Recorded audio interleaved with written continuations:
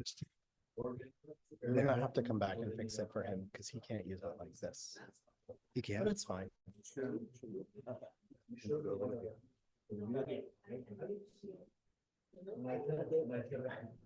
Okay, there you go. Are there people in the waiting room?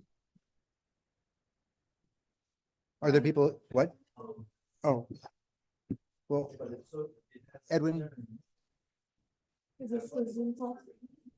yeah, it is. Where am I? Maybe press participants. Where? My God. Thank you very much. This is where you. It is- Ted, can you hear me? Yeah, Steve.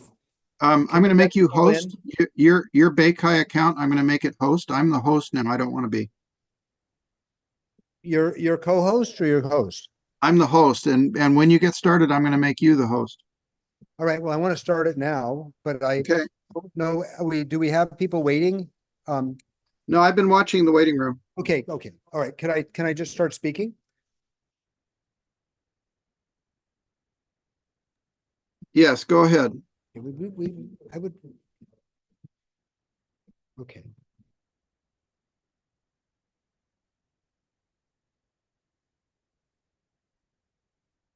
Welcome to Baykai. This is going to be an exciting evening as usual. On the second Tuesday of every month at this hour, we have a program. We've been doing it since 1989. And we have missed two sessions. One was the World Trade Center fell down that day, so we didn't do our Kai thing. And the other one was the first month of the COVID. And this is really only our third time we've had an in-person, and I'm excited to see 20 people or something in the audience. We'll count them later. And we are SIGCHI is part of the ACM SIGCHI organization. Baykai is the local chapter, and we send out information to a few thousand people every month about these programs. We've had so many exciting people, almost everybody you've ever thought of wanting to listen to. You can find them on YouTube. You can find them at our baykai.org site. Talks such as the one last month where I was in discussion with Peter Norvig about how user interface is really the reason that LLMs have changed their value over the last couple of years. And we welcome you to join the organization. It's not much money. It's just enough money to run our Zoom stuff and so on. And I'd be remiss if I didn't say that Other Lab, which is really the premier invention lab in the country in many ways, has graciously allowed us in here. They make everything. They make soft robots and drone anchors for ships, and they make 3D fabric that changes its thickness when it's warm or cold, and they've made many companies, ones that guide photovoltaics and many other things. So thank you, Other Lab, for hosting us. So tonight,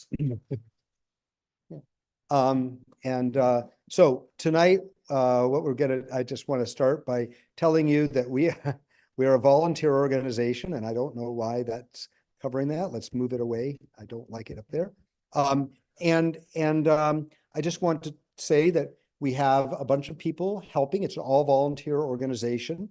Alexandra Delaroy just started helping with the publicity team, and Con started just a few months ago. Nikki Philman, there she is the person responsible for bringing snacks and organizing dinners before these events. We often get together with a speaker or just with ourselves and talk about, I don't know what we talk about. Steve Williams is out there in the ether helping us run this thing. He builds our web pages and stuff like that. Anna Marie Ray and Steve, they put out a newsletter you can all get. Edwin, he's running a Birds of a Feather that is about about people trying to become employed. Yeah. And I'm running the programs. And next month we're going to have James Landay, a professor from Stanford, speaking. The month after that, I'm hoping we're going to have a VR session. And we need people jumping in and joining with all of us to work on these things. So if anybody wants to be the treasurer or help with any of these things, there's even more things that we'd like to do.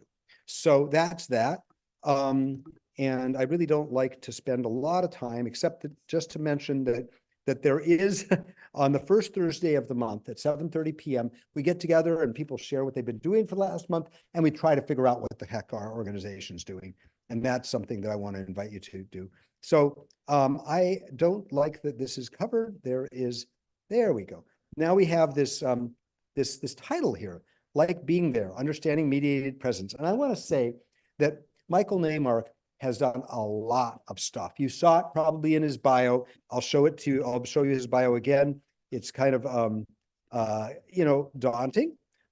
See there's all these places that he's worked, and the VR and Apple and Paul Allen's Interval and Lucasfilms and Atari Research. I worked with him at Atari Research, and that was a lot of fun. It was like we literally, the only thing we couldn't buy was one time we put through an order for that's right. And that, yeah.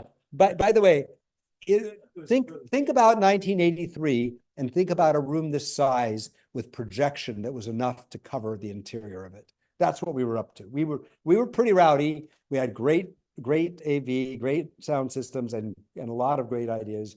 I made a 3D motion platform that looked like a sphere, but whatever. So without further ado, I want to introduce the man who has redone his abstract more times than any speaker we've ever had. Thank you for that. You're all too easy. This is an easy crowd. So We must Okay. talk and I'll fix it. yeah, I'll patter. It's going to start off clunky because I'll be switching between Keynote and Google for YouTube and whatnot. So bear with us. Thank you, Ted. Thank you, Kai. Thank you, the other lab. Thank you all for coming. And I am going to show a lot of stuff. It's in several parts. Oh, good. Let's see if this works. Oh, and you don't need this one. No, I don't. Gotcha. And in fact, that's been producing an echo, I hear, right? Okay. Okay, so are we okay? We're okay. Okay, I'd like to start with something that's sort of funny and sort of useless. And it's a 3-minute, very old video excerpt.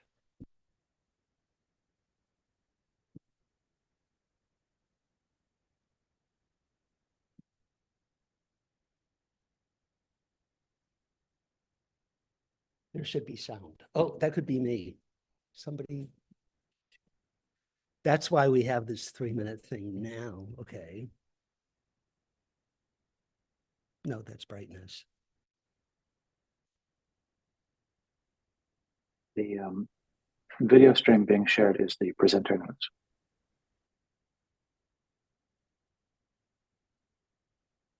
Who was there?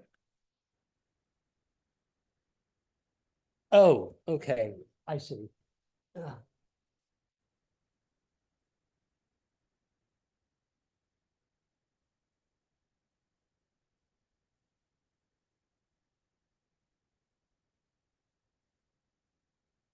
Good. Apologies for sound coming from the back, but thank you for having sound.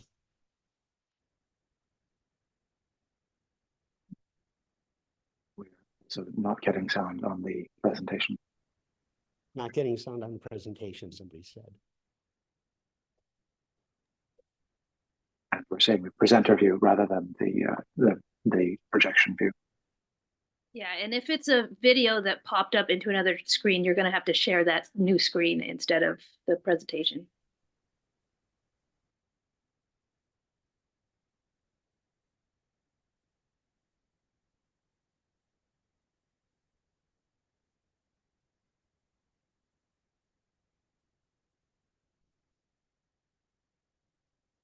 That was so cool.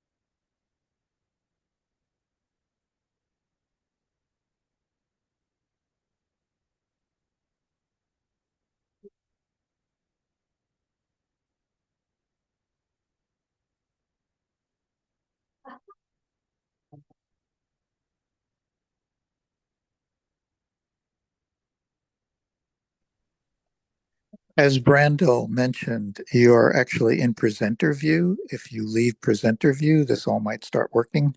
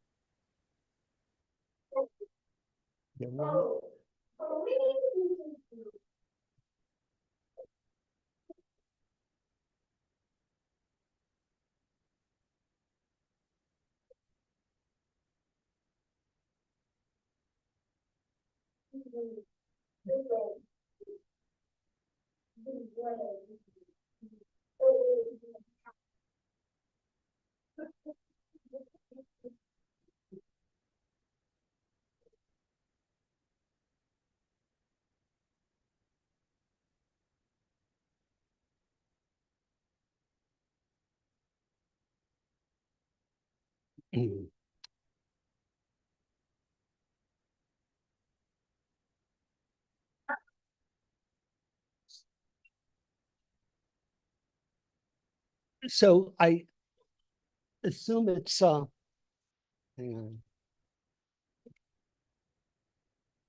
on. Obvious for everybody here that that was a total hack. And it was 1990, and the students went out and bought welder goggles and gloves and stuff like that. And it was shown at Shanghai nationally back then. At one point around then, I was on a panel for the Travel and Tourism Research Association, which is really a trade, convention of middle managers. And I was on a VR panel with Timothy Leary, who, kind of folded himself into the VR world. It was quite delightful. And I had to follow him. And he was going on and on. This stuff is coming next year. It's coming in 2 years. And I played that, and I looked out at the audience, and they were not technical people. And it was clear that they thought this was all real, And I had, the unenviable task of saying, this is fake. This is fake. This is like art students kind of showing ironies and potentials here. That was kind of interesting. And P.S. What the fuck, San Francisco Art Institute? I needed to put that in. Why is it that something like this could be recognized at a SIG Chi and a SIG graph, and it doesn't exist today? It might or might not come back. Okay, enough of that politics. Like being there, understanding mediated presence. So these are three funny words, because like is almost like a recursive metaphor, right? Like is like, like is like really like is kind of like. Being is another pretty gnarly, interesting word, and we often associate it with presence and feeling present and feeling fully present and even ambient. And there, my close friend and colleague, Rachel Strickland, many years ago, and I used to argue where I would say, Rachel, all things being equal, will you at least acknowledge that an HD video is more real than a standard video? She said, no. That IMAX is more real than a 35 millimeter? No. And she'd say, don't use the word real. And she convinced me that realness happens as much behind the eyes and ears as much as in front. And our late great friend and colleague, Steve Gano, who died early, during this time proposed, well, maybe there should be a word for there-ness. There-ness meaning you feel present, whether it's a cartoon or the real world. Some personal biases to get them out of the way quickly. I'm interested in the real world and what you might call place representation. I have no qualms against fantasy and games and stuff like that. But my beat is appreciation of the actual physical world. I've spent most of the past 5 years with students, mostly at NYU Shanghai and then last spring at UC Berkeley.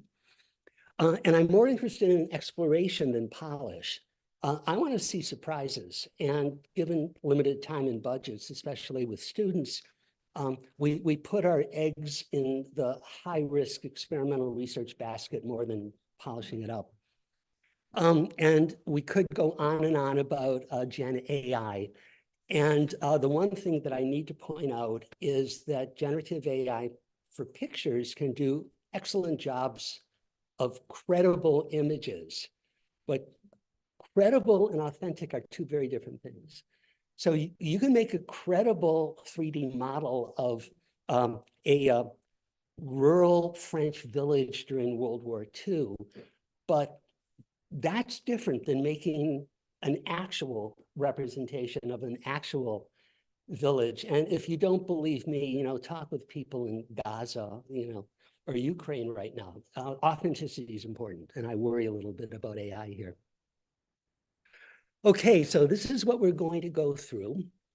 And I'm going at a very big clip, and what I'll do after each of these sections is pause and ask for questions. Fair enough? And we have a runner that will run around and get the questions from. Nikhil. And again, I apologize in advance for these times that I'll be switching to YouTube and there might be problems. Ready? Let's begin. Okay, so making stuff early.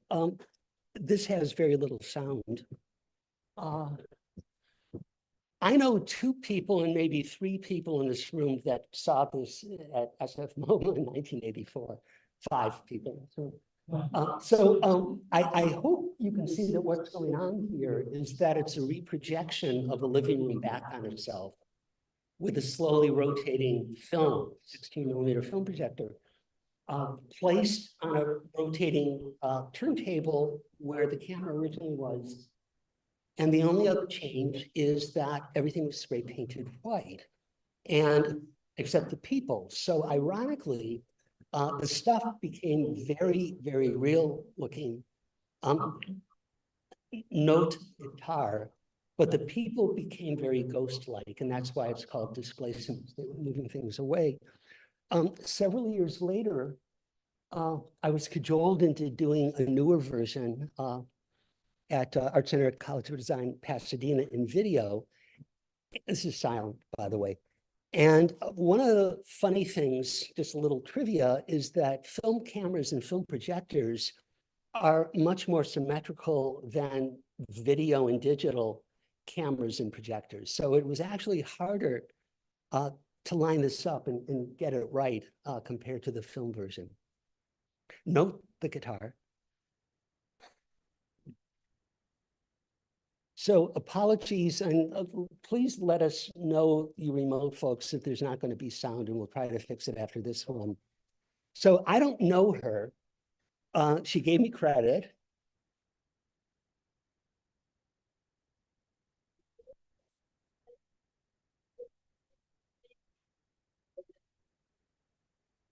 So note the guitar.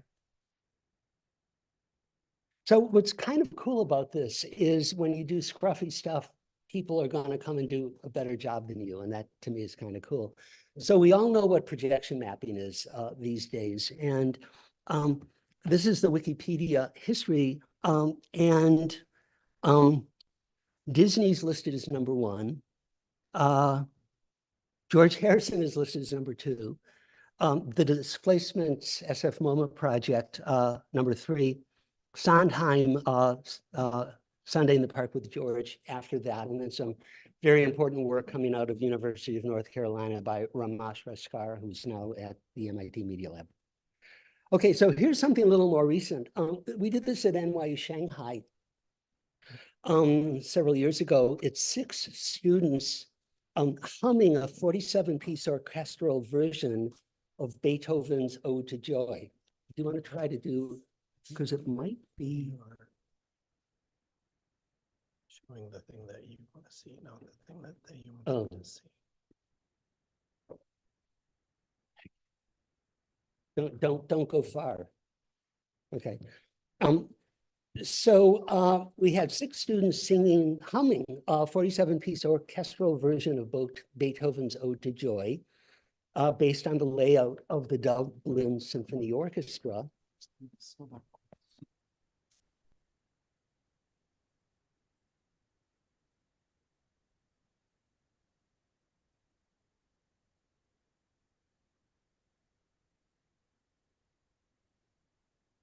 Wow. Okay, thank you.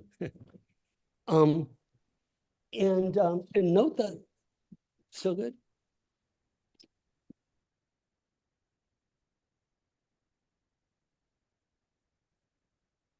Are we okay?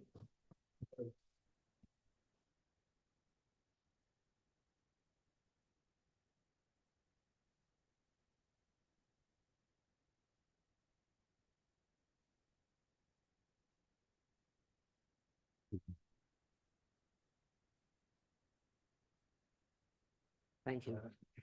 So we shot everybody separately and carefully measured, the heights and the distance to make fitting everybody together really easy. It's like the early days of special effects where you plan stuff in advance and try to get it right.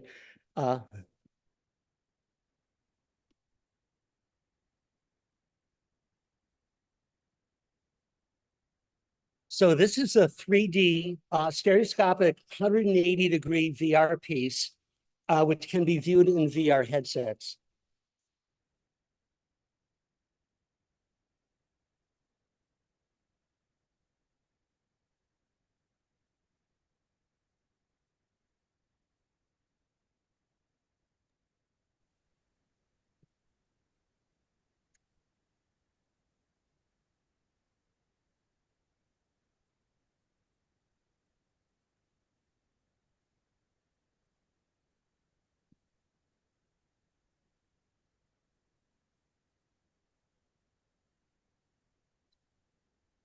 We called it a Sunday afternoon project. I mean, that was kind of the flavor, the casualness of what we were going for.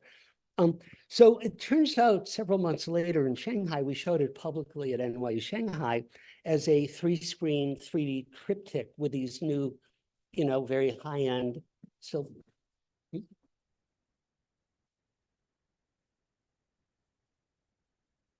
okay, I can't.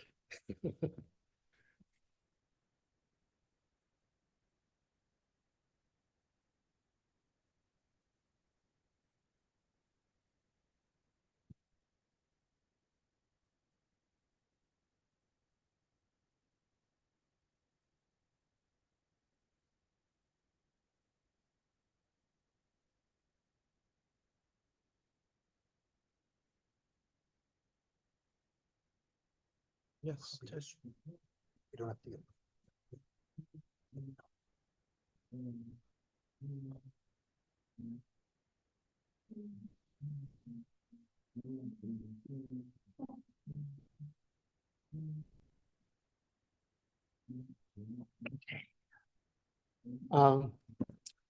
So several months after showing this, Shanghai has these video wall kiosks that appear, they're everywhere around Shanghai. So this is actually in my apartment building.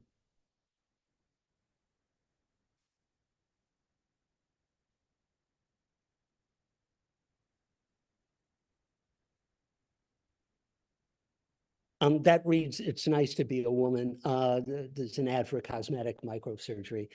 And, our students would go out and work in agencies all the time, and there's no real way to prove there's any connection there. This is in my doctor's office. Okay, so here's a really old, pardon? Did they solve that with people? Did they solve what with people? Were those all people? Oh, yeah. No, those are live action people, as you can do in an agency. Here's an older project that you all kind of know about regarding doing stuff early. This is a camera car from 1978, which recorded panoramic images at regular distance intervals. It was an old MIT project called the Aspen Movie Map, and the brown blob of hair with a white coat on top was me as a student working on the project. So the cameras shot one frame every 10 feet, and this is 30 years before Street View. And you can see that it's not streaming video, and it's not still photos, and it's not computer graphics. This distance triggered cinema look is kind of its own animal. And unlike Street View today, our goal back then was like being there. As best we could do. We would use the phrase all the time. I might get too much credit for the Aspen project, but I did end up spending a bunch of years after doing other ones. This is Paris for the Paris Metro. Yes, that's a mime. We hired a mime to add cinematic continuity by being in the frame. And it was for a how to find your way around kiosk that was installed on the metro station. Several years later, this is a project for the Exploratorium. This is a large gyro-stabilized helicopter camera. The cool thing is that whole thing can be replaced by something that fits in the palm of your hand today. That's kind of cool.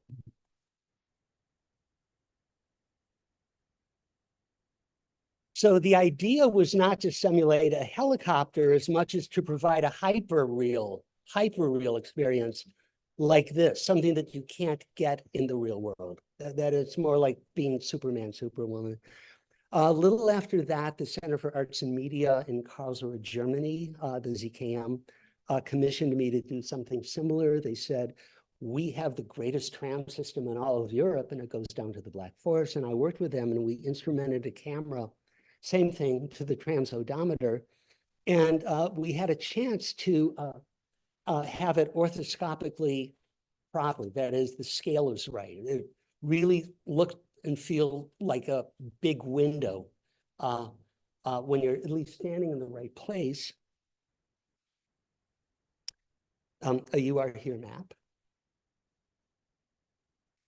And because the rails, the image stability is unrivaled, and that's kind of cool. I mean, it really does give it this unique and interesting look, but it was 2D. So in 2009, they reshot everything and did a wonderful then and now installation. They gave me too much credit. I had really nothing to do with it. So here's a version for the Banff Center for the Arts. We're still talking a long time ago. That's stereoscopic and it's distance triggered. And for a bunch of reasons, we packaged it as a turn of the last century kinetoscope. We needed a crank, we needed an eye hood. And I wanted it to very much be about the politics of tourism and Indigenousness in Canada and the Banff Center. So it was kind of a takeoff of tourism back then. Nevertheless, when you put your eyes up to the hood and you turn the crank, you would get a properly scaled, properly left-right image, properly focused image. And as you turn the crank back and forth, you would be moving through. And even though it's not perfectly smooth, and you can go at hyperreal rates, and your head's tilted down, it kind of doesn't make sense, but you feel like you're there. Most people would kind of say that. Where is this now? At the American Museum of the Moving Image. So it also fueled research for how to make 3D models out of pictures. This is a long time ago. And the idea was to take the stereo pair and generate depth and then splat now the point cloud in space, even though there are a lot of occlusions. So that was one of the good deals that people like me made with people like my boss at Interval Research, that I could go out in the real world and shoot stuff, and my colleagues would have something more interesting than parking lot and hallway demos. H. Baker and J. Woodfill, Harlan Baker and John Woodfill, still very active computer vision people. Pete Bevek and El Villarreal went off to do more interesting things. Paul pretty much invented this thing of a light stage to the extent that he captured Obama in the White House. And Leo's the guy who did the bridge here, our bridge. Yeah. So what does this tell us about making stuff early? It's not commercially motivated. It's relatively cheap and unpolished. Someone will do better versions. Got to live with that. And these are phrases that I like from that. Under the radar from Red Burns, formerly at NYU. Unsupervised, art as unsupervised research, art theorist Benjamin Bratton. And the wonderful child psychologist Alison Gopnik, who's made a distinction between exploration and exploitation, because she found that when you give 4-year-olds a problem, they don't try to immediately solve it, but they very consistently try to break it more and discover and try to understand it. So it's exploration over exploitation. And, you know, at its best, inspiring students and interns to do good stuff. Okay. Are there any questions? We'll do this 5 times. So, you know, And we'll do it after. and we'll do it after too. Okay, good. Okay. So mediated presence. So along.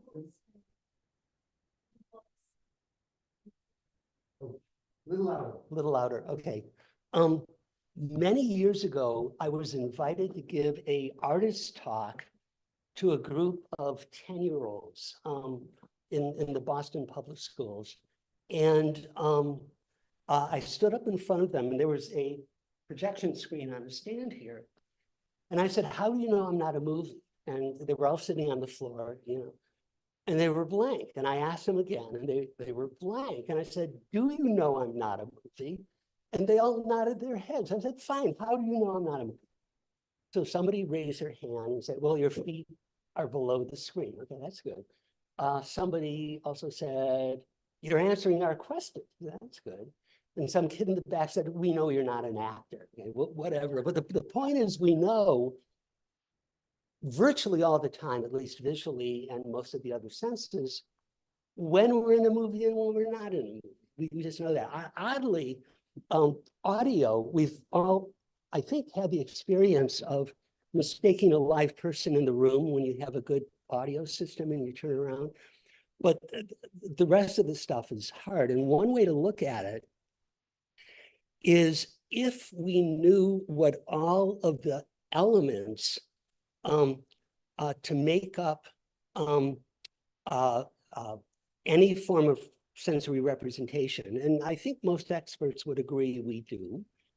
And if we make the analogy to a sliding board, and if we could turn all of the sliders up to 10, which I believe every expert that knows their salt says we can't, but in theory, then the representation would be indistinguishable from the subject. And so as a starting point, you know, we can begin with our sensors, and it's true in the other direction with our output.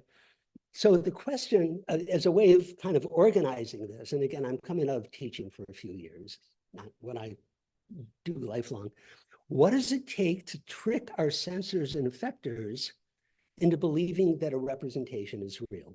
And my kind of way of thinking about this is to start with what does it take to fool one eye, constrained, looking at one flat image on the screen. And I would ask students, if you went to Best Buy and bought a really good display, and if the display showed an apple and you could only view it from one eye and you can't see around it, how many of you think that it would be indistinguishable from an actual apple? And most students raise their hand. And then you say, well, what if it's a kitty or a person? And most of the hands come down. But what's interesting about simply understanding this part of just like being there is that it's where most of the audiovisual industry lives, right? So, you know, things like pixel count and brightness and dynamic range and photorealism and whatnot is simply trying to fool one eye in an unconstrained way looking at a rectangle. It's a little bit harder to fool two eyes, but there's a long and lively history of stereoscopy and stereophony to go on. So, but then it gets a little bit harder when we allow for free head movement, and especially when we're coming from stuff that was camera-based and where you might do some hybrid model situation, which we'll talk about. But now we're getting into things like position tracking and volumetric and light field video and spatial and binaural sound. And then the next kind of level up is what does it take to fool your eyes and ears totally surrounded in 3D and panoramic. And again, this is generally easier in 3D CGI than it is when you're coming from images. So at this point, one should be able to understand what does it take to fool your eyes and ears. It's even more challenging to add non-audiovisual senses. Smell and taste are in a very different category than haptics. And haptics is an extraordinarily lively and interesting and challenging one that has many, many, many aspects. If we could do all this, then you would be able to see, hear, touch, taste, and smell, but you're basically a ghost. You're in some kind of environment. So the next level up in this way of organizing things is to add interactivity. And we know sort of all the technologies involved with this. So now you can see, hear, deal with the other senses and have some kind of effect on what's going on, but it could be dead.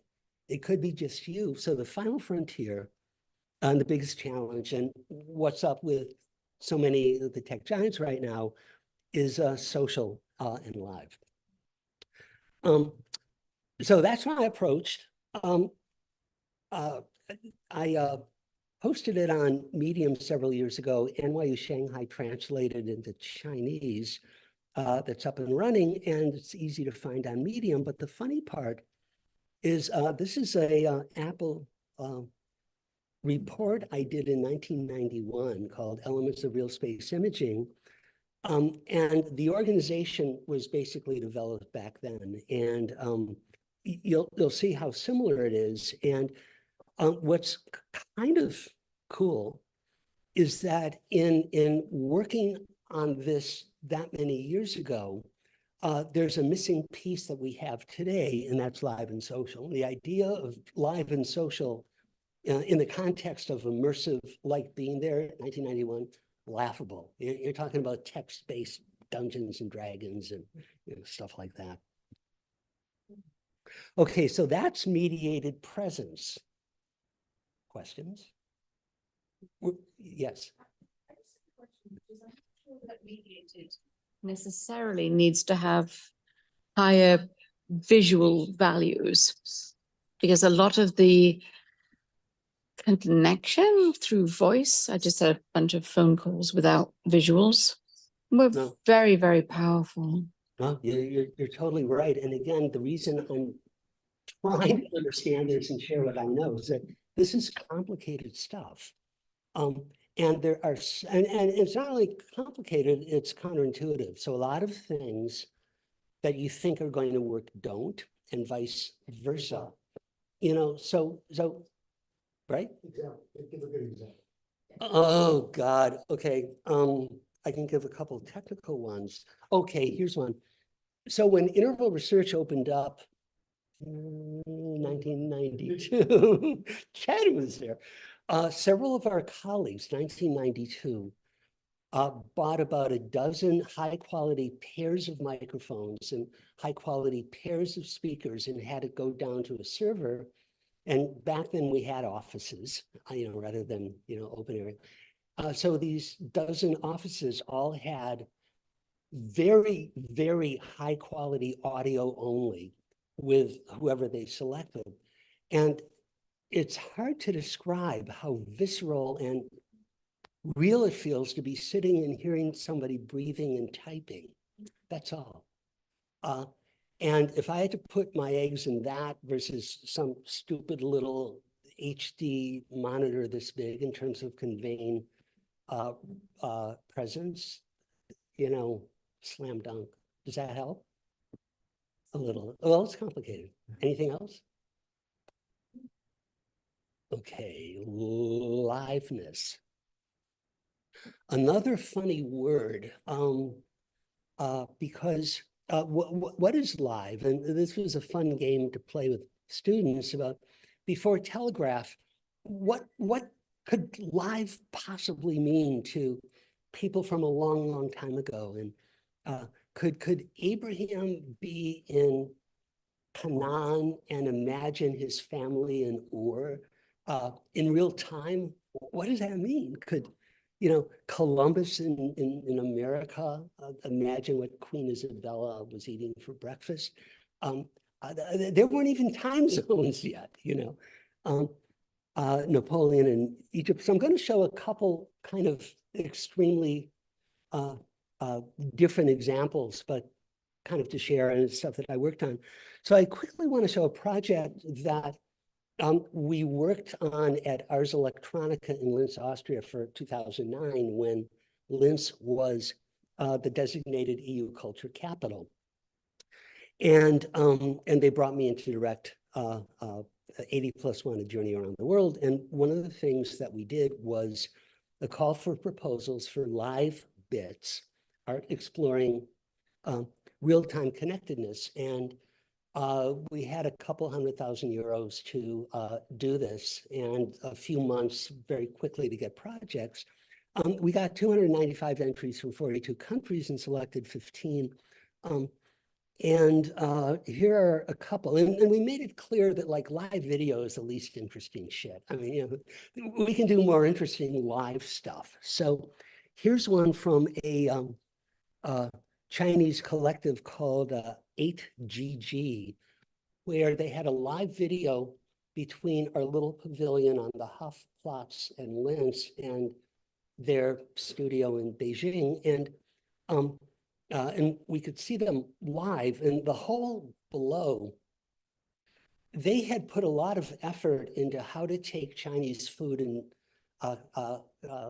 capture the smell. And they made these kind of soap bar-like things and a little heating element. So they would hold up in real time live an image, or, you know, a plate of kung pao chicken, and they could see us, and there'd often be kids, and say, wouldn't you love this kung pao chicken?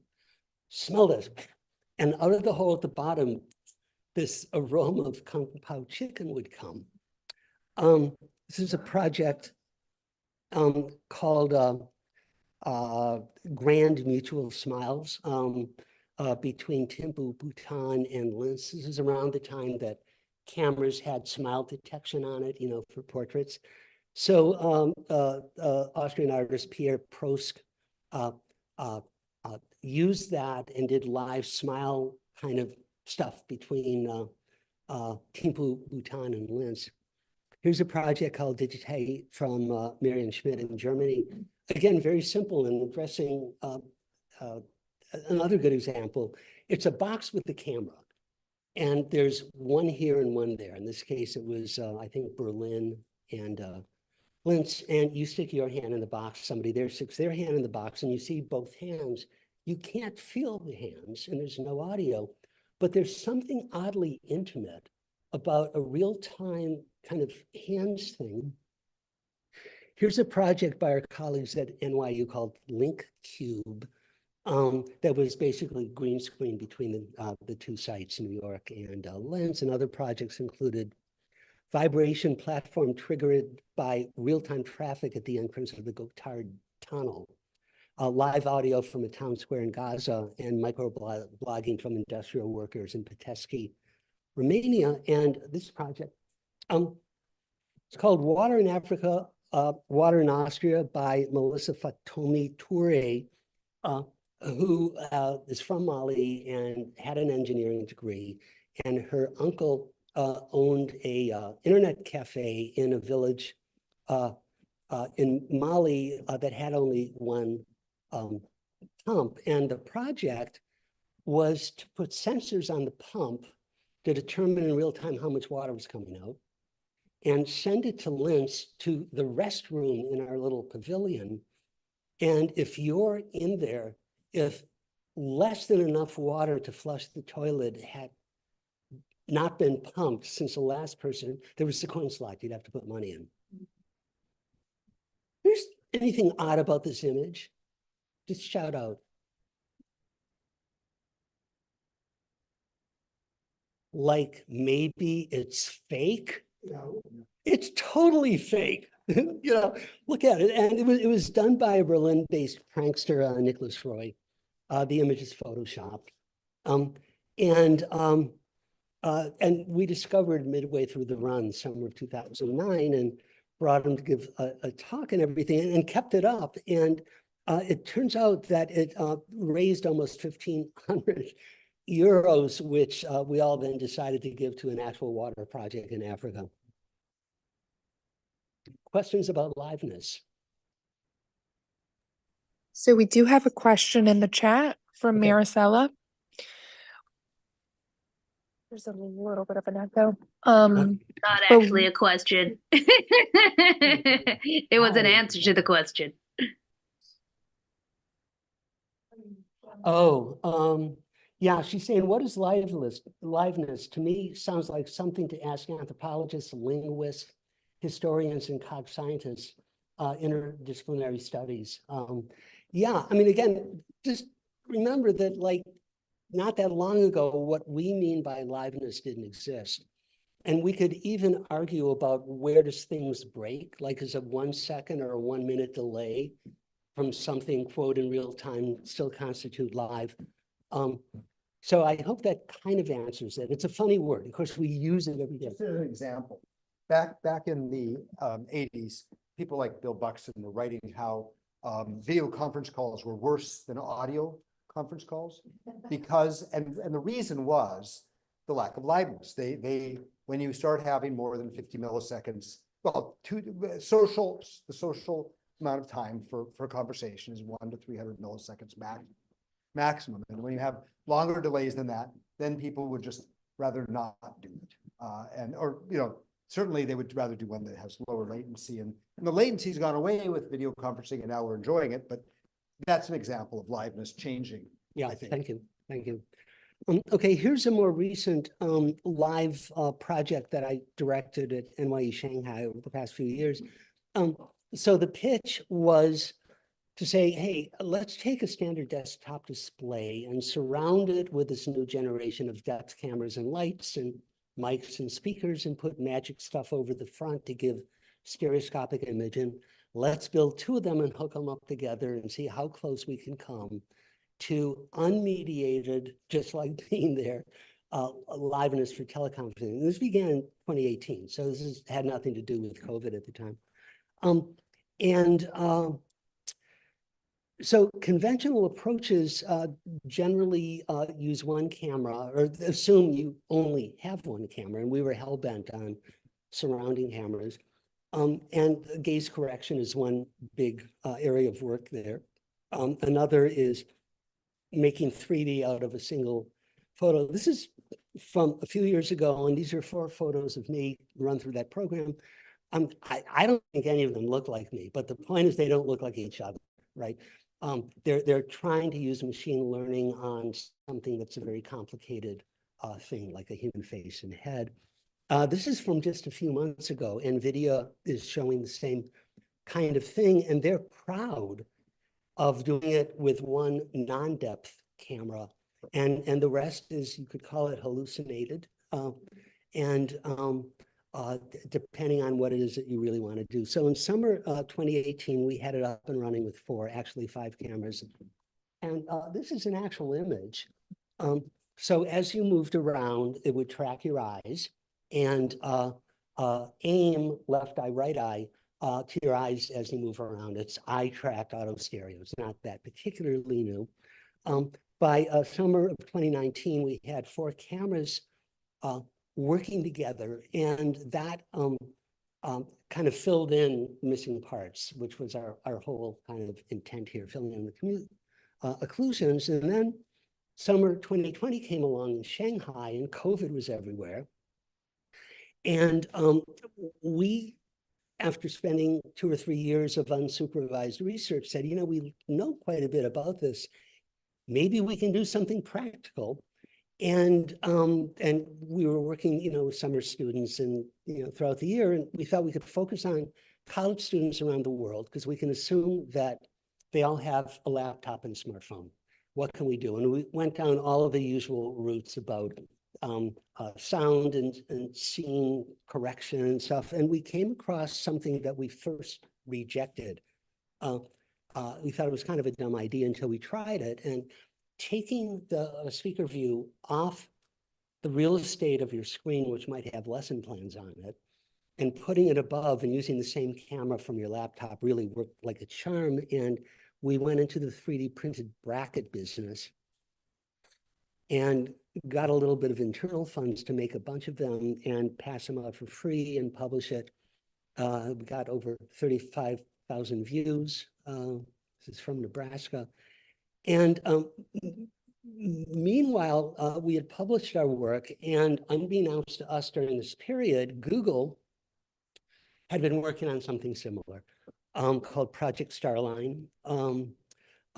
I've heard through the grapevine that they've spent $2 billion on this, unverified. And this is their camera system because they're Google, and this is their camera system compared to our camera system. And the weird and funny part is a few months ago, they scaled down, they decided what is needed and what's not needed. It's not a bad research approach if you can afford it. And so now their system actually looks a lot like ours. And I'm like, so what do we do? I don't know. We actually applied for a patent in Shanghai and learned last week that it's going through. So I don't know. I'm open to stuff like this. That's a whole kind of related discussion with several of you and I've had before. And any questions about liveness? Yes. I've seen Starline in person. No, I haven't. Has anybody seen Starline? Pardon? Oh, he asked if I saw the Project Starline in person. And the answer is no. Has anybody in this room seen Project Starline? Oh. Can you say anything? Is it good? It's good. Yeah. Chris Bregler, director at Google. They apparently have enough of an enterprise stuff going on that there are people kind of lining up to try prototypes. It's kind of interesting. Any other questions? Yes. So 100 years ago, Disney and others invented less is more. You know, you let the human brain. Right. You fall in love with a sack of potato coming alive. Have you thought along those lines? Because you started like, if I only hear audio, I hallucinate a person. Is there an artful way not to overwhelm the system with slightly wrong pixels and just have a cartoon version of yourself or something like that? And that's liveness, you know? And that's $1 billion question. Okay, later, yeah. And I'll add that to the $1 billion questions I have coming up in a moment. So hold that thought. Elizabeth, do you have anything? Same question, really, which is, I think that human liveness and connection can be and an eye gaze, and then Absolutely. we're done. Right. A moment. Yep. I totally. So the idea that so much of liveness is dealing with human subtlety. Can we do that? But it real time, and let's say for the moment that means like way under a second, like you and I looking at each other, is critical, right? Without that, you've lost it. Embodied is good. Absolutely. Yeah, trust and eye gaze is what Elizabeth is bringing up, and of course filmmakers know this all the time about where you look and how difficult and beautiful it is to capture. Just a comment about this. I think that fantasy is obviously gives that sense of presence in many situations. Books have always been doing that, and even movies do that. And I know you work on that whole concept of making people feel the experience is quite different than making something that is Right. realistic. Thank I you. think that's your main. Well, and the other thing is, I mean, if there's a subtext of this whole talk is we want surprises. We have a whole bunch of uncharted territory. And rather than competing closely with everybody else at these trade shows on the same 6 ideas, there's a lot to explore. And I will proudly say how often I'm wrong about my hunches, and then I learn stuff. Okay. Remote travel. So now I'm going to go, yeah. Tell us about what you bought. Oh, well, certainly the scaling the telewindow down from here to here, everything went out the window. The 4 cameras, and to be able to do this, if the image is this big, you know, like 20, 30 degrees is all you need. And the NVIDIA people will win on dimensionalizing a single 2D picture if you constrain the viewpoint. By the way, as an aside, and this deals with Professor Dr. Bregler as well, that if you think you're talking with a real-time fake on video, ask them to turn to the side.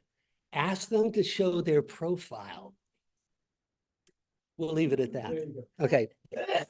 Okay, so remote travel, I'm going to begin with a whirlwind tour through a couple 100 years of the just like being there thing, because a good place to start is where the word panorama was coined in the late 1700s for painting enormous paintings that could be wrapped around and viewed properly cylindrically, and giant buildings. This is all through the 1800s.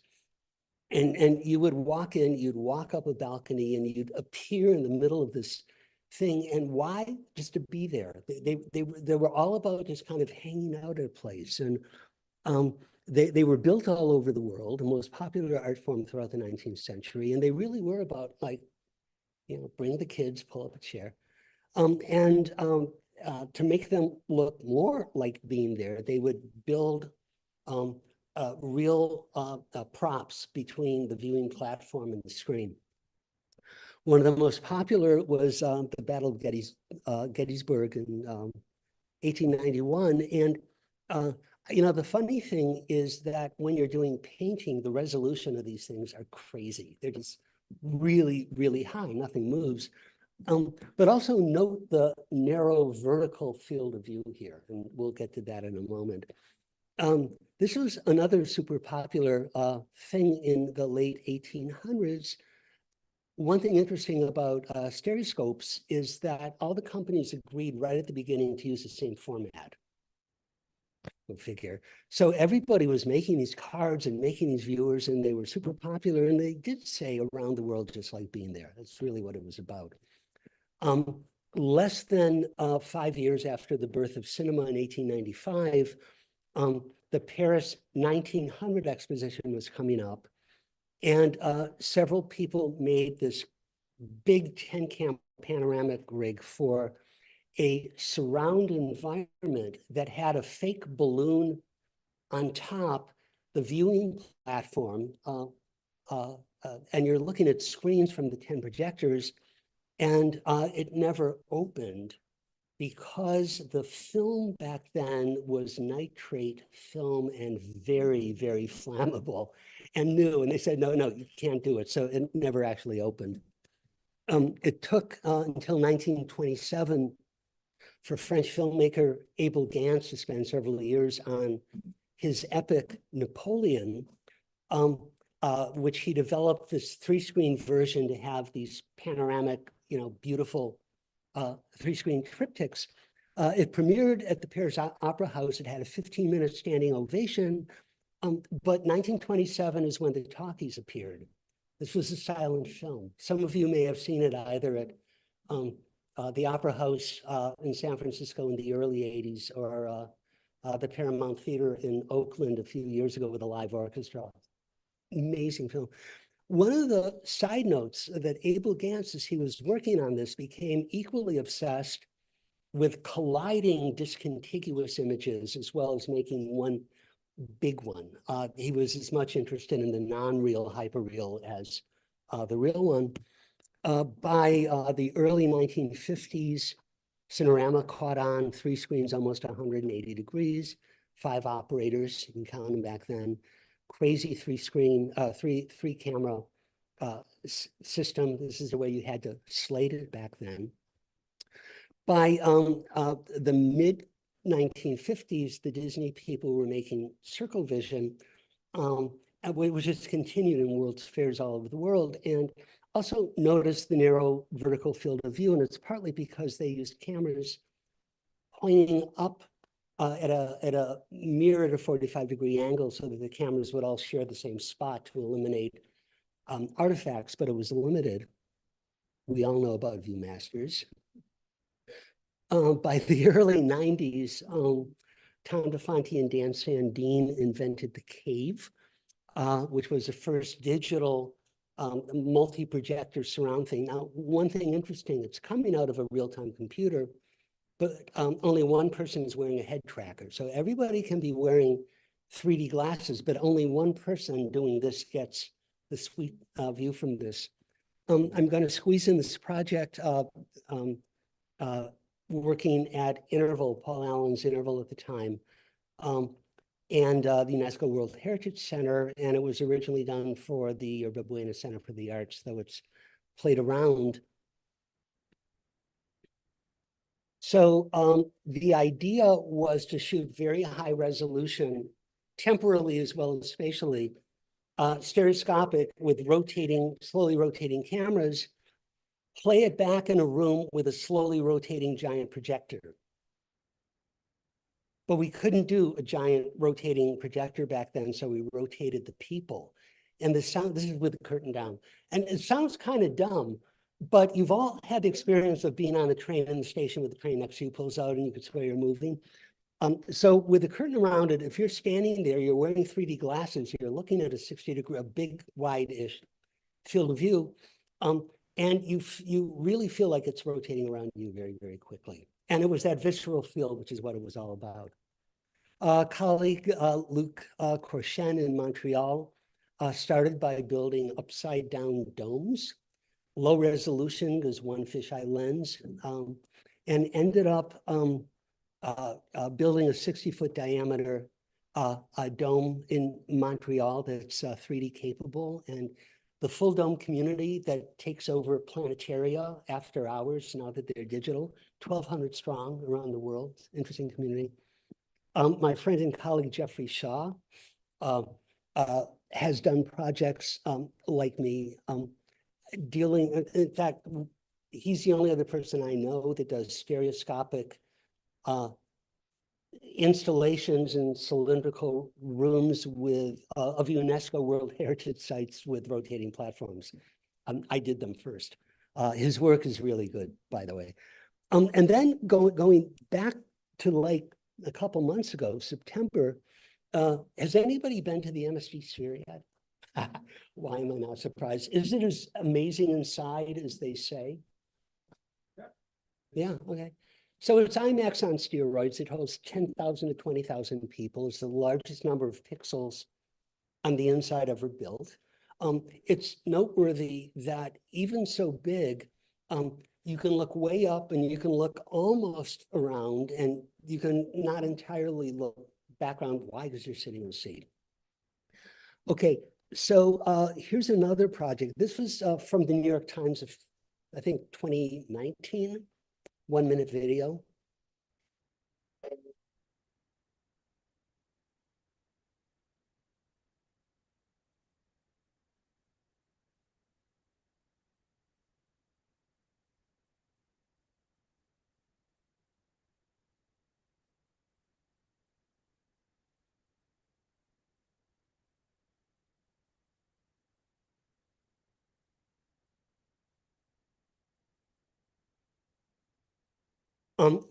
So so you get the idea. It was somebody with a steady cam or some, stable camera going this carefully scripted thing through the Met and then stopping and they took the routes footage and sped it up. And then they took you could call it destination footage and kept it live action. And my students at NYU Shanghai thought it was really cool, but it would be a lot cooler if it was in VR, Stereo 360, and interactive, where every time you got to one of these spots, you chose where to go to next. So that's what we did. We used the campus building as our stage. And we made it interactive by adding, by whatever means necessary, including paper on the ground, options that you could then choose. So this is a 360 image. You know, in VR, you would see this. Correct. Two choices, pick one, go.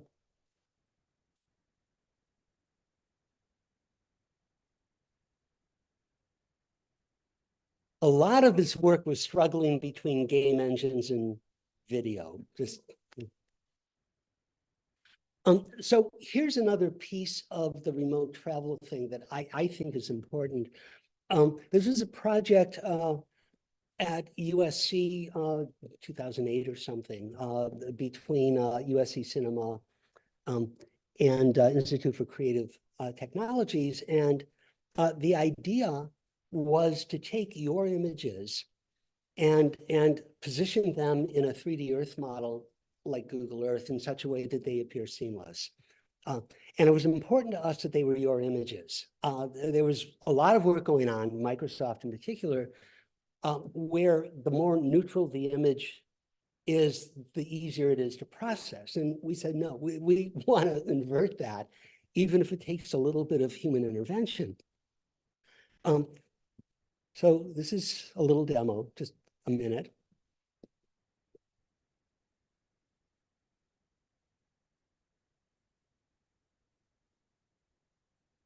So you see, when you get it right, it's kind of magic, you know, and if it's not right, at least significantly, it kind of doesn't serve the purpose.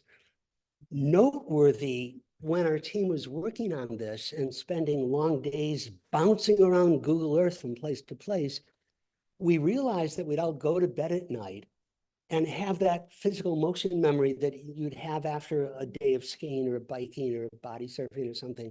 It's very visceral, and that was on a laptop. The Google Earth is available in VR, and it's even more visual, and that's kind of what we were shooting for. I'm not going to show Somewhere Street. I'd love to, but I want to go to a quicker clip. It's been on for years, NHK. It's a little like Borat in that it's semi-scripted with someone wandering. Oh, let me show you something quick. I'm going to break it. I'm not going to try. Wandering through streets and with a steady cam and approaching people. Oh, look, it's a store. They're making some, are those dumplings? And then they would talk, you know, back and forth. And it's really kind of charming. I don't know why it's so charming. And they do these out of the way places. And what's clever is they translate it into like a half dozen languages, and they can do that, and it still works. So it's and it's shot at human height, which I think is important.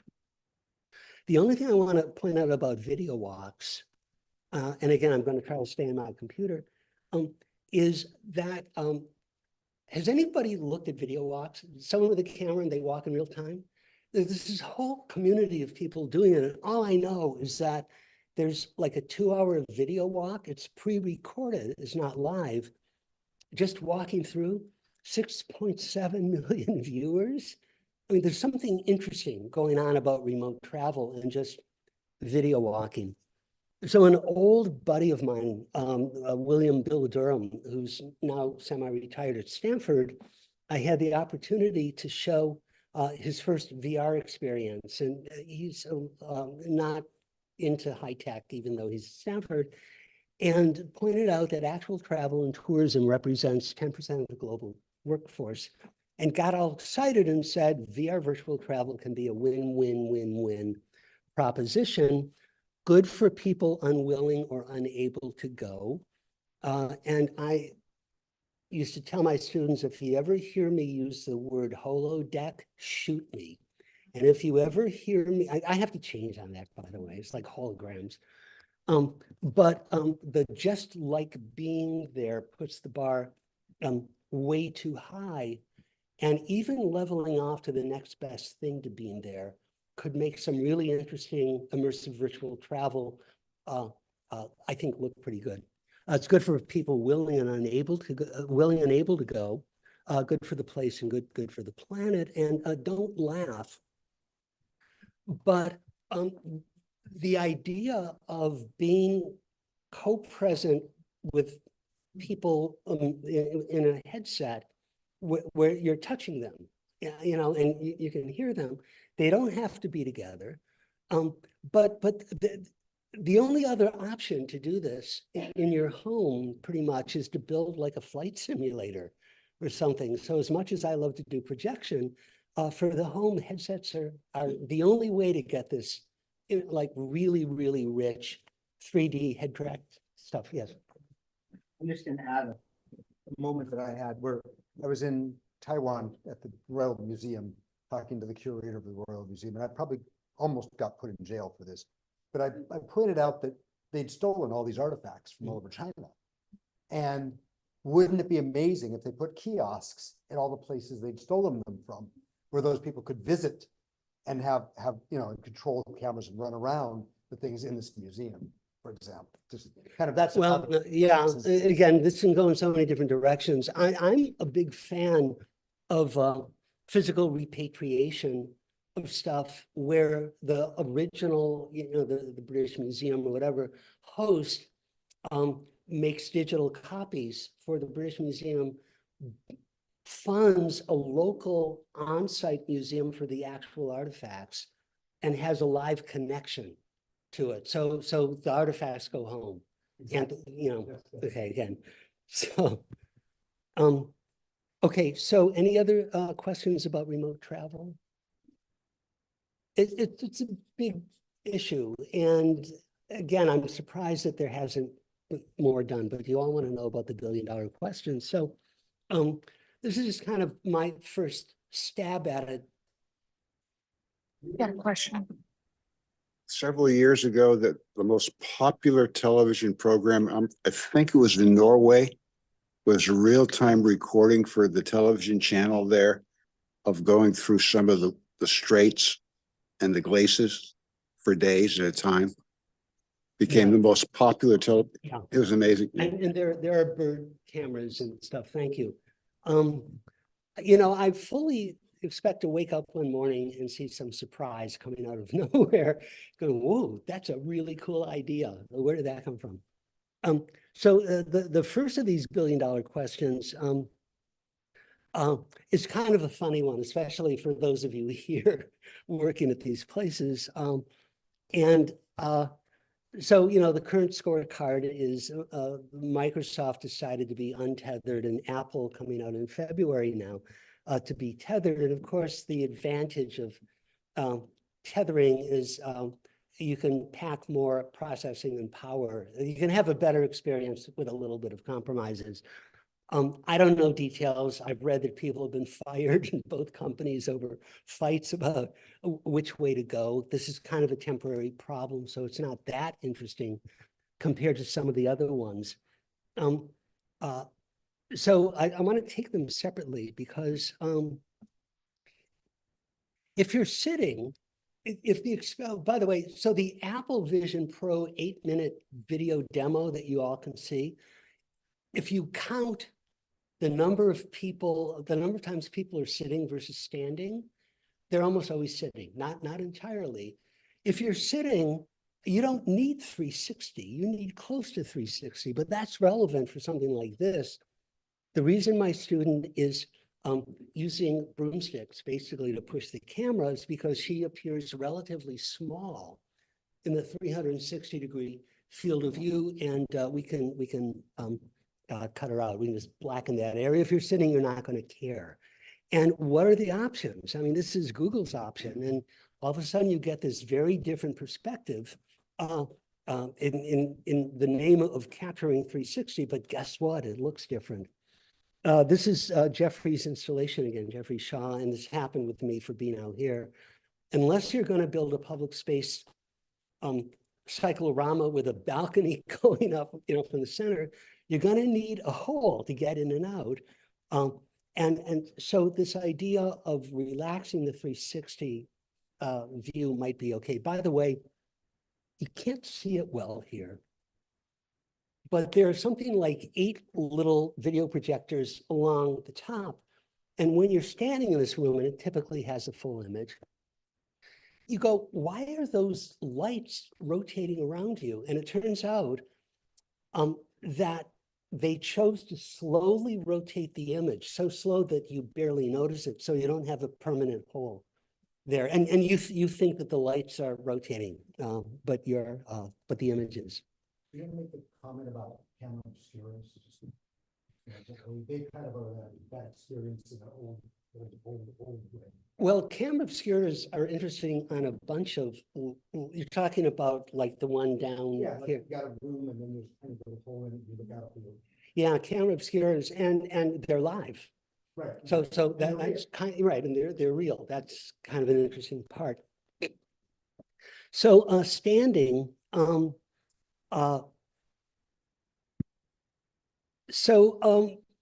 I'll confess, Supernatural VR, which is a workout program that for VR that when I first heard about, and I know these guys, I thought, what a dumb idea. It like pushed all the wrong buttons in me until I tried it, and I use it almost every day. I love it.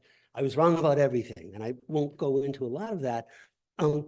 But one thing interesting is that we talk about in VR 6 DOF, 6 degrees of freedom, where the first 3 are like a tripod, pan, tilt, and roll, and the second 3 are left, right, up, down, and in, out. And there's a lot of talk, especially if you're coming out of the gamer industry, that you need 6 DOF so you can move around a room to play games in VR. There's a smaller category of 6 DOF where you're just standing still. And the Supernatural people have done a really good job. You're standing in more or less one area, and when you do this, you see movement, you see parallax going back maybe 100 feet from photographic images, 360 photographic images. It's surprising how good it works. And so it's kind of a new category, and these are some experimental cameras coming out of Facebook, Meta, and Google, because it might be that something about this big that you can essentially interpolate well anything within the sphere would be enough to do it. By the way, the camera on the right, designed by Paul Debevec, now in the world of generative AI, has probably 3 or 4 times more cameras than is needed. That whole thing has changed overnight.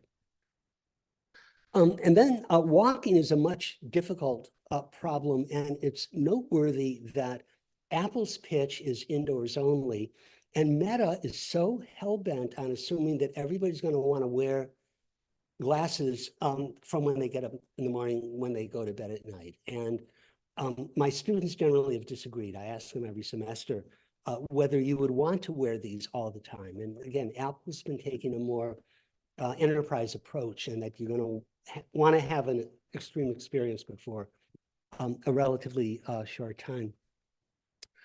Another one, well, this relates, I already said this. Will people be wearing things even if they have the form factor of glasses all the time? And the jury is so out on that.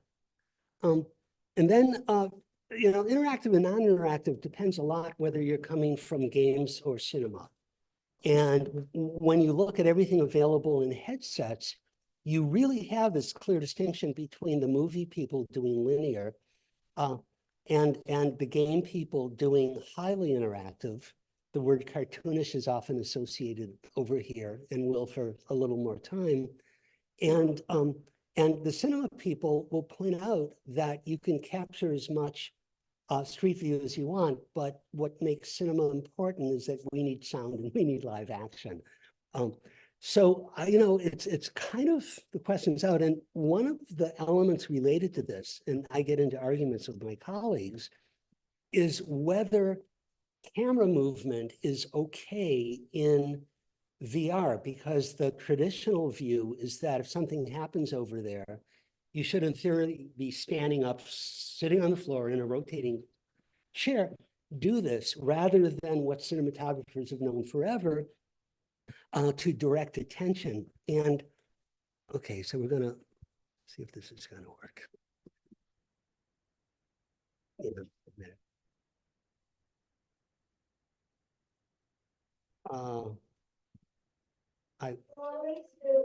That's the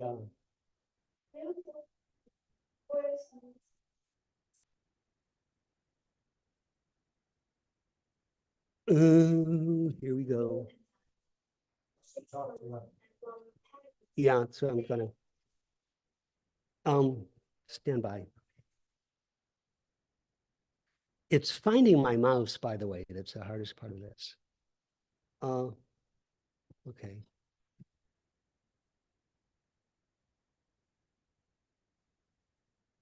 And we're going to keep it this big for now rather than messing with stuff.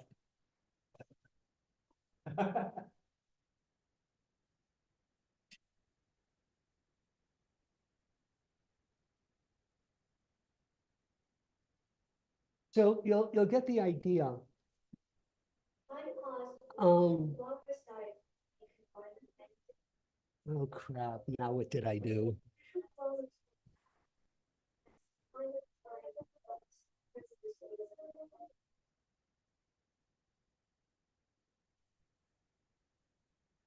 Current pandemic we are living through right now is something none of us could have ever imagined.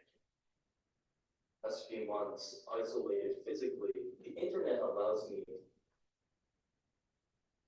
And hold up. However, you may be more anxious. So this is all viewable in VR, but there's a lot of camera movement. You can be sitting in a chair.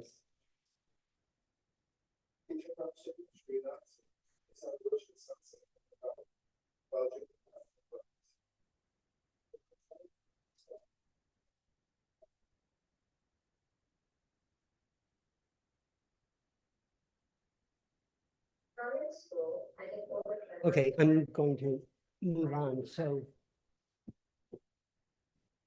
this was a semester that everybody was back home all over the world doing this. That's good. Okay. So regarding virtual travel, one interesting way to look at this is paths and destinations, like the New York Times thing and the project that our students did. Again, it's kind of not considered okay in classic VR gaming to have constrained interactivity. But the reality is, in most real world places, especially sacred and fragile ones, you're constrained to pathways anyway. So the idea of designing projects where experience where you have some amount of navigation and then you get to a spot and then you choose is kind of an interesting one. I wrote something about this several years ago. How many people recognize this image? It's for another time. This is the world's first interactive movie. It was a total hack at Expo 67. Brilliant. But it shows that we can play a lot with elements of interactivity. It's important to point out, though, the difference between interactivity, meaning you can freely move around, and interactivity, meaning you can change the database, like blow things up. And the first one is navigational, and the second one is manipulative, and they're two very different kinds of interactivity. So any questions about these $1 billion? We're almost done. We're in the last section. Because we're going to move into something very different, I'm going to go very quickly through something, but part of my job here is to mess with your minds a little bit. So this is a project that, this is from last year, a project called the Global Jukebox. And a very weighty paper that came out with it. And the system currently includes about 6,000 traditional songs. They're all organized with the metadata I'll explain in a moment, that allows you to find commonality with song. How long ago did this begin? The story begins in the 1860s in Central Texas when John Lomax was born. He was 2 or 3 years old, and he grew up here, and it's cowboy country, like real cows, real cowboys. And he grew up listening to these songs. And he ended up, this is John Lomax, becoming a folklorist, a very early ethnomusicologist. And by the 30s, tagging his teenage son, Alan Lomax, around, they did the verifiably first field audio recordings, in that they took an audio recorder given to them by Thomas Edison's widow, and they made it portable to the tune of 500 pounds of stuff.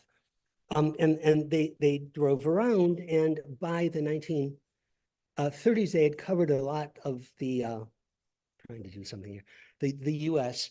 But over the next several decades, people were sending him song and dance from around the world. The recordings helped become the basis of the US Library of Congress Folk Songs Archive. This is Alan Lomax in front, 1941. The guy in back is Jerome Weezer, Jerry Weezer, who was a lifetime friend of Alan, who later became JFK's science advisor, the president of MIT, and the co-founder with Nicholas Negroponte of the Media Lab. So by the early 60s, Lomax and his team had amassed the world's largest collection, later dance. They worked with a team at Columbia. They heard commonalities and patterns, and this is so not generative AI. They came up from the bottom up. Sometimes the word folksonomy is used for this organic approach. They came up with 37 parameters to represent world music. It was important to them that they represent all world music. So one of the parameters is glottal stops, and another one is rasp and stuff like that.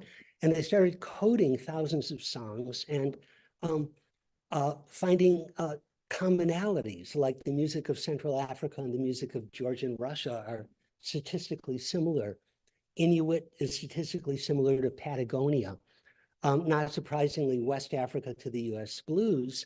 And Alan became convinced that our expressive styles, like song and dance, are as resilient as our genes. You can take a culture, thousands of people, force them to go across the ocean, wear different clothes, eat different foods, but their music survived, and that's why we have the blues.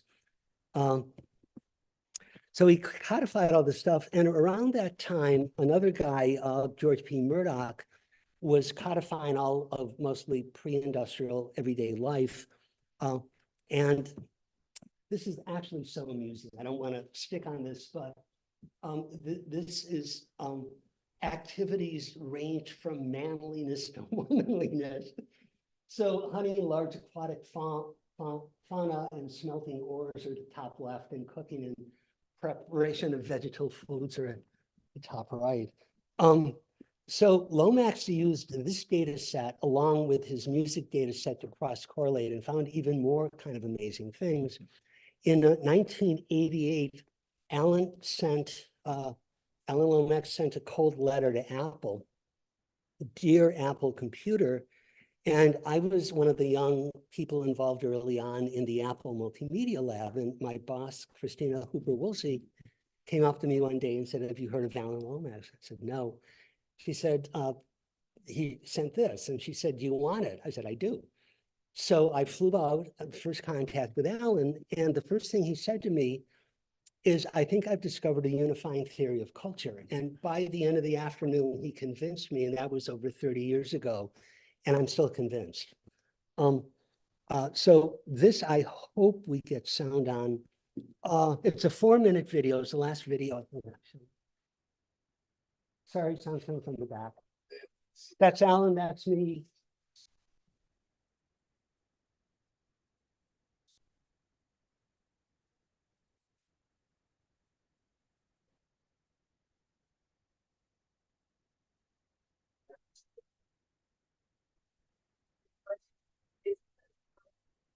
Brenda Laurel, shot by Rachel Strickland. If you say that, it's just very.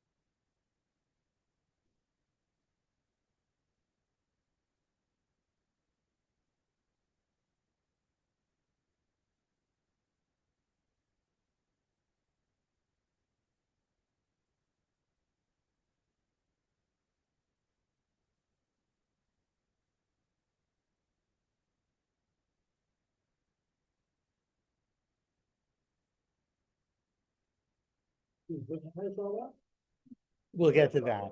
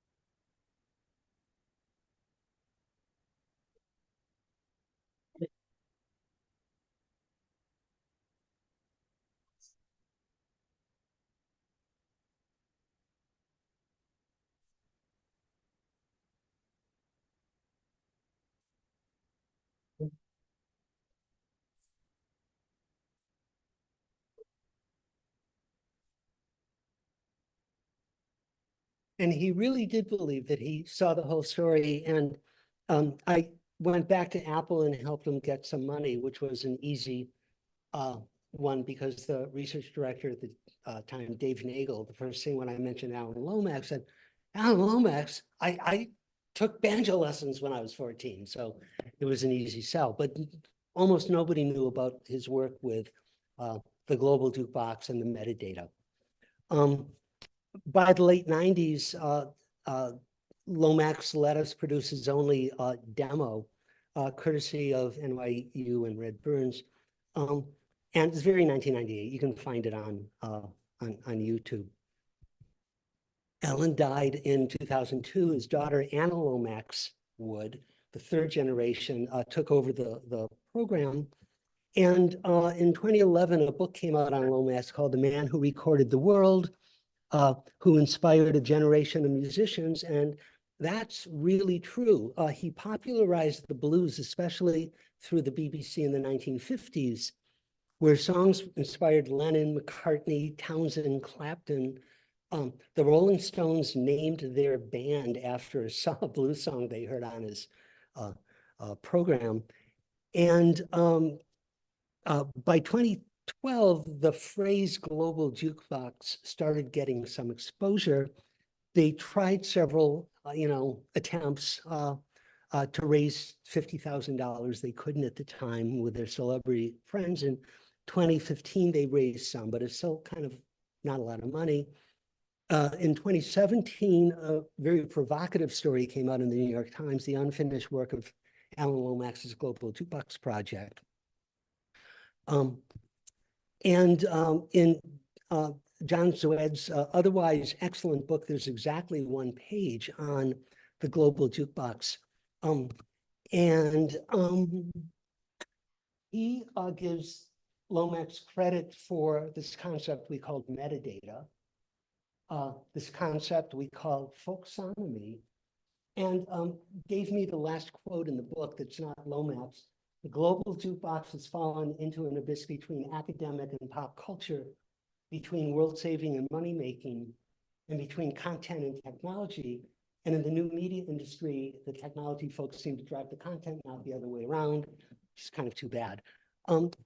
So to me, and this is my last slide, essentially, the significance of the Lomax's Global Jukebox Project is bigger than music and the Lomaxes and the Global Jukebox. It's about taking geotaggable assets, media, and having them not on dots on a map, but embedded in a 3D Earth model, like the earlier project Viewfinder, that allows users, you know, the way movies have the plane Indiana Jones flying from one place to the other, viscerally bouncing around Earth using a Google Earth or Apple Maps from one to the other, that there's something there. And it's a combination of the dots on a map, the ground level bouncing around, rich metadata. Can the Global Jukebox story help us inform and create a giant common one Earth model, maybe even increase our sense of connectedness? I think the answer is yes, and this is something I posted on it last year. So if you're interested, you can go find that. And with that, thank you.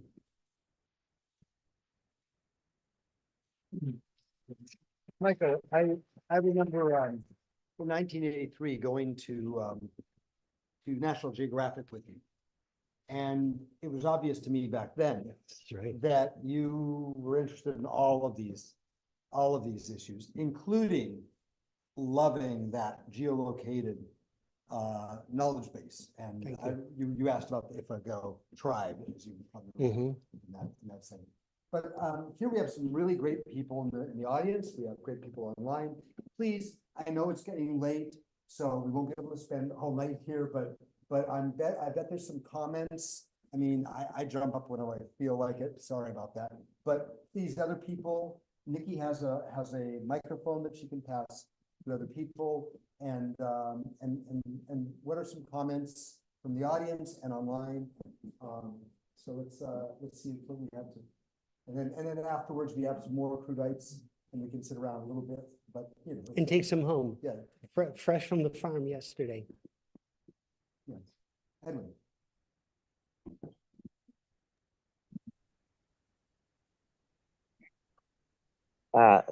As you were talking about the projects where you had the person pop up and show the sort of not very vertically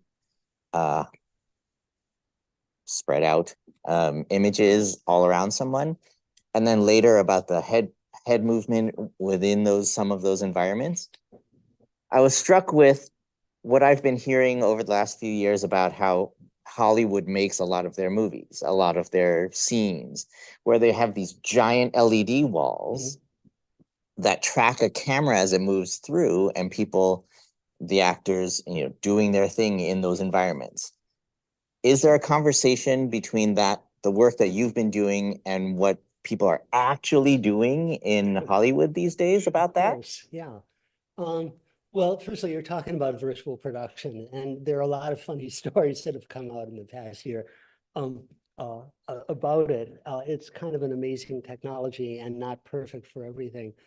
Well, I used to frame it as Hollywood versus Silicon Valley. But you really have to put Seattle in the picture. But the difference between film culture, for example, getting it right the first time, ideally, Where fiction- Seattle, you mean the gaming world or you mean the Microsoft side of Seattle? Oh, no, I mean the Valve? gaming, the Yeah, yeah. gaming, the 3D CGI Yeah, yeah. people. Unity, Real. Yeah. Unreal. That fixing it in post traditionally is a derogatory thing to say, except in computer gaming and the flexibility of building 3D models. It's a micro world that you can change all you want. Seymour Papert word. So there are two very, very different approaches, and it's exciting to see how they're going to come together.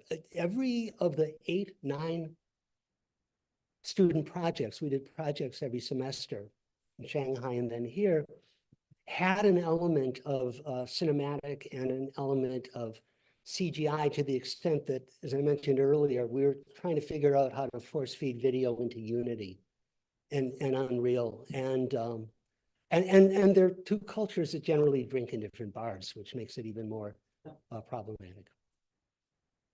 Do you have some online? Oh, do you okay, why don't we go through a couple of those and then we'll get to Brian. So the first online question comes from Robert Edgar.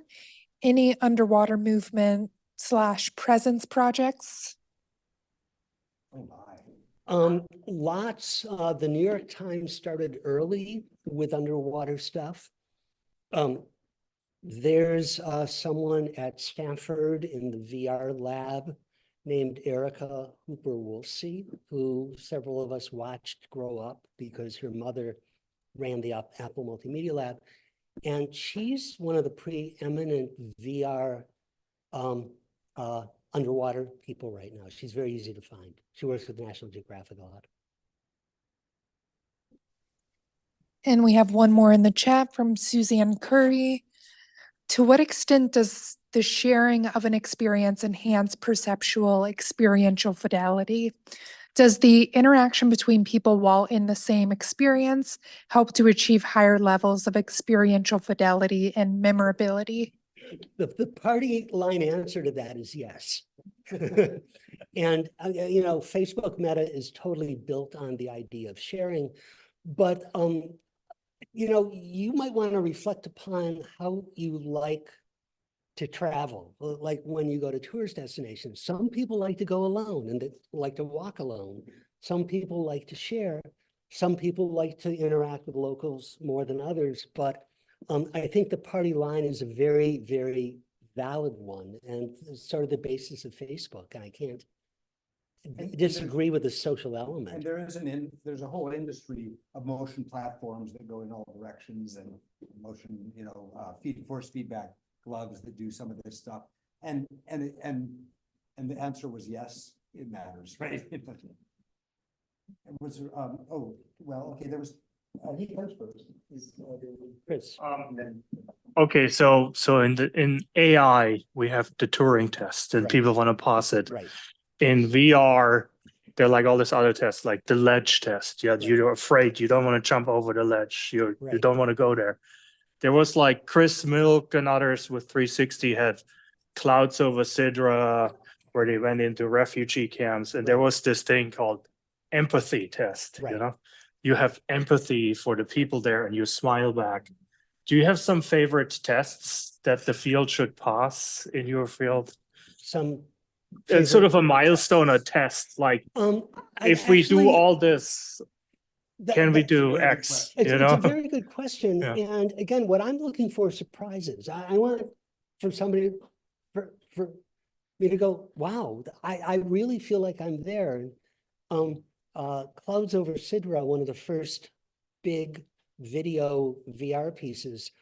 When you look down in VR, you see that they put an awful lot of energy into fixing what's called the nodal hole. Is where the tripod is. You kind of Photoshop it in. So when people do that, so they were paying attention to kind of little things like that. But it's like sometimes stereoscopy doesn't really matter. MSG Sphere is 2D. So I think it all depends. And again, I encourage producers and students and designers to make stuff to try to challenge a lot questions and produce some more new information. So just what I would add to that is, I think of you as an artist. And, a scientist makes these algorithmic question things. He goes to, I want to know if it feels great, and I think that's what I hear from you all the time is, it's the experience, it's the emotional reaction that will tell us.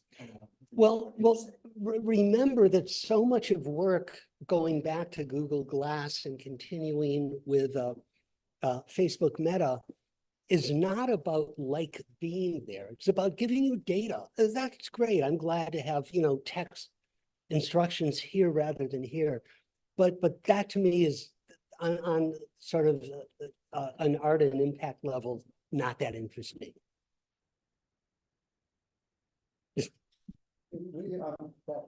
Elizabeth.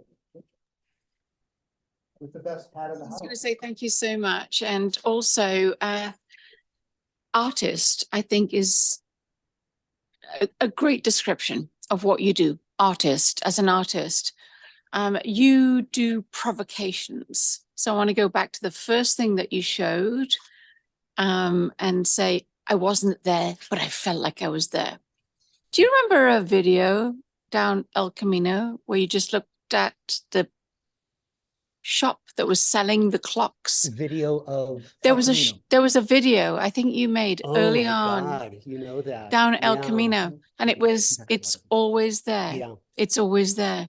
And that was something very important to me. Wow. Because it was about how time comes and time comes again. And it was incredibly inspirational as you, artist, gave me a feeling that has lived on forever. Do you remember that piece? You mean the piece going down El Camino? Oh, I do. The shop that never closes. Do you remember that one? I want to make sure we're talking about the same thing, and then I'll repeat it. It's 1 mile of going down El Camino. Yep. Yeah, okay. I didn't do that. That was done by the California Department of Transportation. But it was always associated with you. Yeah, well, we used it a lot at the Apple Lab. Okay. That was before the Aspen Movie Lab. Okay.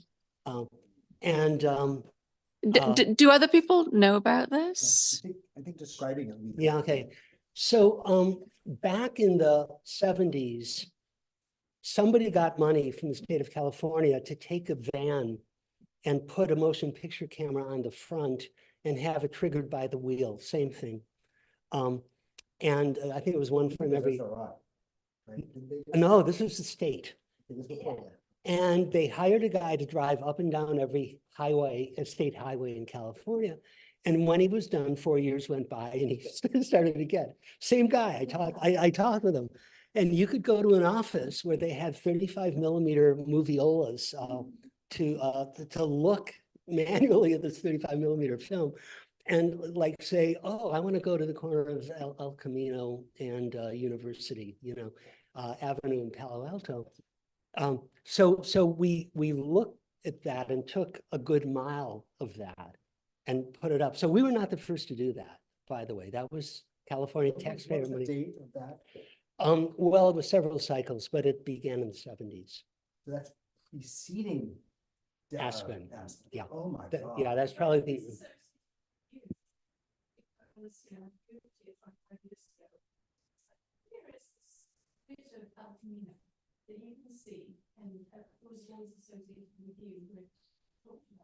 Too much credit. Sorry, I can't accept it. So it's getting to be 9:30. I bet some people go to sleep even at night. So so it's wonderful to have all of you here. If there's one last comment somebody needs to make, I don't want to stop that. But other than that, we have some more crew guys. You can even take them home. And please stay for a bit and discuss things with each other. And thank you for coming. Thank you for coming. I had one. Oh, okay. Thank you, Ted. Next month, we're probably going to have James Landing from Stanford, HCI. Thanks for coming. Yes, that's We can talk later. But we're gonna. Because I copied your art installation too for the video that stole from that. And we'll get a picture. Remember,